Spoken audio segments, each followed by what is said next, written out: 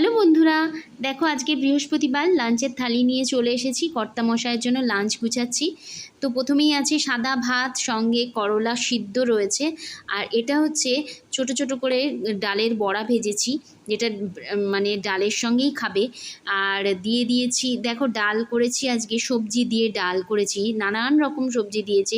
সেটা হচ্ছে পটল, পেঁপে, সমস্ত কিছু দিয়ে একটা সবজি করেছি, টমেটো দিয়ে, জানো তো একটু টক টক হয়েছে ডালটা।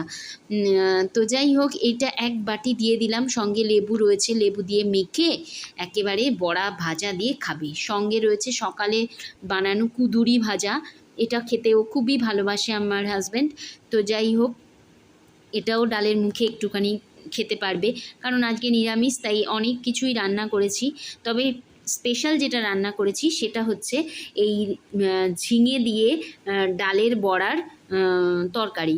তো এই ডালের বড়াটা কিন্তু ভাজা ডালের বড়া না, ঝিঙেগুলো যখন ভালো করে তেলে সাঁতলে, তো তারপরে জল দিয়ে দিয়েছি, দেওয়ার পর তার মধ্যে মানে ডালের বড়াগুলো না, মানে কি এমনি বাটা ডালগুলো বড়ার আকারে একদম ডাইরেক্ট ঝোলের মধ্যেই দিয়েছি, একটু ঢাকা দিয়ে দিয়েছি, সেগুলো বড়ার মতো হয়ে গেছে।